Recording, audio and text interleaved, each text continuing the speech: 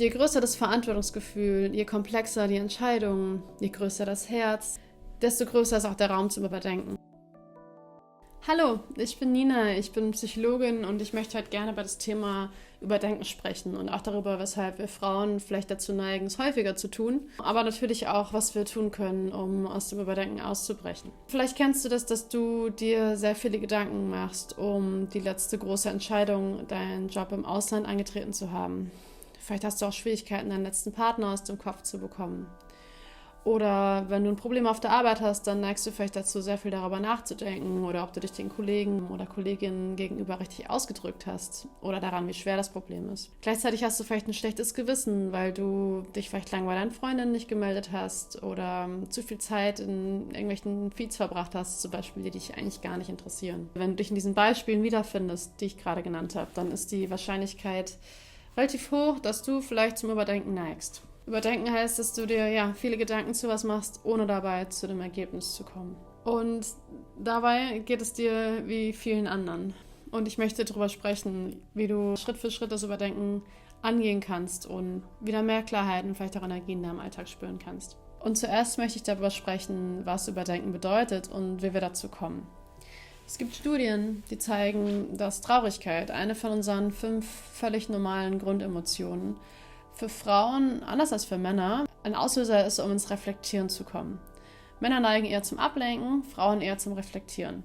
Weshalb bin ich traurig? Welche Auslöser hat meine Traurigkeit? Und aus genau diesem Reflektieren kann schnell Überdenken oder Grübeln oder Rumination werden. Rumination, den Begriff haben sich die Psychologen von Biologen geliehen. Das bedeutet, dass Kühe keulen wieder, das wird Rumination genannt. Und beim Überdenken passiert dasselbe. Wir denken wiederholt über Unverdautes nach. Das heißt, Überdenken ist ein Prozess, bei dem man beharrlich über seine Gefühle oder Probleme nachdenkt. Eine Art von passives Denken, die unsere Aufmerksamkeit dominiert. Und dieses Überdenken oder Rumination konnte in verschiedenen Studien mit verschiedenen psychischen Störungen assoziiert werden. Also Menschen mit Depressionen oder Angststörungen grübeln oft, was die Störung mit hervorrufen, aufrechterhalten oder zu einem Rückfall führen kann. Die Frage nach den Ursachen für die aktuelle Stimmungslage ist natürlich wichtig, um langfristig das Leben aufzubauen, was du dir wünschst, um nach deinen Bedürfnissen leben zu können, nach dem, was dir wichtig ist. Aber hier ist Vorsicht geboten und es geht wieder um Balance halten. Maximizing ist eine Art der Entscheidungsfindung, wo wir nach der besten Option suchen, verbunden mit einer erschöpfenden Suche nach Alternativen. Und das wiederum kann schnell ins Überdenken, ins Hinterfragen und vielleicht sogar ins Bereuen führen. Und das wiederum ist natürlich erschöpfend. Außerdem werden Frauen nach wie vor von Sozialisierungsfaktoren beeinflusst, welche ihnen ein Stück weit schon ein größeres Verantwortungsgefühl ihrer Umwelt und ihren Mitmenschen gegenüber nahelegt. Und je größer das Verantwortungsgefühl, je komplexer die Entscheidungen, je größer das Herz und die Tendenz zur Reflexion, desto größer ist auch der Raum zum Überdenken. Es gibt 1001 Arten und Wege, dein Leben heute zu leben. Und auch natürlich viel mehr, was entschieden, hinterfragt und überdenkt werden kann. Und ich würde behaupten, mehr als je zuvor in unserer Entstehungsgeschichte als Menschen, bin aber keine Historikerin. Und gleichzeitig braucht es zum schönen Leben die andere magische Zutat, nämlich Handeln. Und während wir überlegen, warum wir noch nicht aufgestanden sind oder weshalb du es einfach nicht hinkriegst, frisch für dich zu kochen oder dein Kopf dir vorhält, dass du dich schon wieder bei deinen Freundinnen nicht gemeldet hast oder ob du vielleicht sogar absolut im falschen Land gerade bist, sinkt natürlich die Wahrscheinlichkeit, dass du ins Tun kommst, weil du immer weniger und weniger motiviert bist. Das heißt, die Fähigkeit zu reflektieren, zu hinterfragen, abzuwägen oder über philosophische Konzepte wie falsch und richtig nachzudenken, ist natürlich eine unglaubliche Errungenschaft von unserer menschlichen Spezies. Sie kommt aber mit Kosten einher. Neben dem, was ich gerade beschrieben habe, konnte eine ganz spannende Studie aus Harvard zeigen, dass wir mehr als die Hälfte unserer wachen Zeit im denkenden Zustand verbringen. Und die Studie zeigt weiter, dass das Verweilen in Gedanken, statt mit dem Fokus auf dem aktuellen Moment zu sein, uns schlichtweg unglücklich macht. Okay, lass uns jetzt dazu kommen, wie wir aus dem Überdenken aussteigen können. Der erste Punkt ist, dass wir natürlich erkennen müssen, wann wir eigentlich überdenken und wann wir hilfreiche Denkmuster an den Tag legen. Und da ist es hilfreich zu unterscheiden, wann du in Gedanken tatsächlich ein Problem löst und wann du nur unproduktiv überdenkst. Und es zeigt sich, dass beim Überdenken eher eine Beschäftigung mit abstrakten Fragen stattfindet, während beim Problemlösen eher eine Beschäftigung mit konkreten Fragen stattfindet. Abstrakte Gedanken entstehen meist aus Fragen, die mit einem Warum beginnen.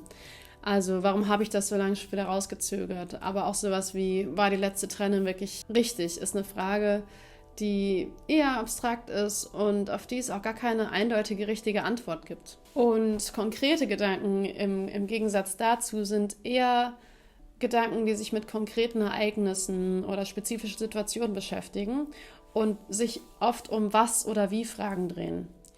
Also mit der Planung oder Durchführung von Handlungen. Zum Beispiel, was könnte ich jetzt tun, um das Beste aus der aktuellen Situation zu machen? Oder auch, was könnte der erste kleine Schritt sein, um ins Tun zu kommen? Und es zeigt sich auch, dass Überdenken zu nichts weiterem als Überdenken führt, wenn zwei Faktoren gegeben sind. Zum einen, wenn der Inhalt der Gedanken stark belastend ist oder wenn du dich sowieso schon in einer niedergeschlagenen Grundstimmung befindest. Das heißt, über schwere Fragen des Lebens nachzudenken, geht vielleicht am besten, wenn du in einer recht neutralen oder vielleicht sogar positiven Stimmung bist. Vielleicht auch mit einem Gespräch oder in einem Gespräch mit einer guten Freundin oder vielleicht sogar im vertrauten Rahmen mit einer Psychologin. Ein anderer wichtiger Punkt, um Überdenken zu begegnen, ist Achtsamkeit. Das sagen nicht nur klassische philosophische Ansätze wie der Buddhismus, sondern auch die Wissenschaft. Achtsamkeit meint die Fähigkeit, auf den aktuellen Moment zu fokussieren, mit einer gewissen Offenheit und vielleicht sogar Freundlichkeit all dem gegenüber, was man da gerade finden mag. Geführte klassische Atemmeditationen haben zum Beispiel nachweislich einen negativen Effekt auf Überdenken. Das heißt, die Tendenz zum Überdenken sinkt. Du kannst aber auch mal probieren, im Alltag achtsamer zu sein. Oft gehen wir im Autopilot durch unseren Alltag und du kannst zum Beispiel mal dem Prozess, dir eine Tasse Kaffee oder Tee zuzubereiten, eine volle Aufmerksamkeit schenken. Du kannst es auch zur Gewohnheit machen, im Laufe des Tages immer mal wieder mit deinem Körper einzuchecken und mal zu schauen, was geht hier eigentlich vor sich. Das ist ein erster guter Schritt, um mit deinen Gefühlen in Kontakt zu kommen. Darin liegt aber auch die Möglichkeit, dass du vielleicht schon früher erkennst, dass du in Gedanken verfangen bist, dass du überdenkst und dann ganz bewusst wieder mit deinem Fokus zu dem aktuellen Moment zurückkehren kannst. Ein anderer wichtiger Punkt ist das Thema Ausgewogenheit. Stell dir vor, du liegst auf einem Surfbrett und dein rechter Arm steht für Verarbeitung von schwierigen oder Beschäftigung mit Dingen, die Herausforderungen sind. Und dein linker Arm steht für Ablenkung. Wenn du nur den rechten Arm benutzen würdest du dich auf der Stelle drehen. Und wenn du nur den linken Arm benutzen würdest, wäre das dasselbe. Das heißt, es braucht beide Arme, um voranzukommen. Und eine gute Balance aus Beschäftigung als auch Ablenkung mit Tätigkeiten, die für dich bereichernd sind und dir Freude machen. Ja, das heißt, wir können sagen, dass die Tendenz zu überdenken vor allem eins zeigt, dass dir Dinge am Herzen liegen. Gleichzeitig ist es nicht unbedingt gesund für dich.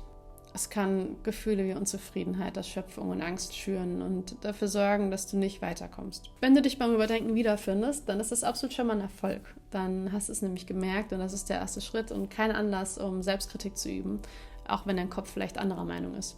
Ich habe zu dem Thema eine kleine E-Mail-Serie erstellt, die geht 5 Wochen und gibt dir jede Woche einen klaren, einfach umsetzbaren Impuls mit. Kostenlos und natürlich jederzeit abstellbar. Wenn du den ersten kleinen Schritt aus Niedergeschlagenheit, Selbstzweifeln und Ängsten heraustun willst, dann melde dich dazu an.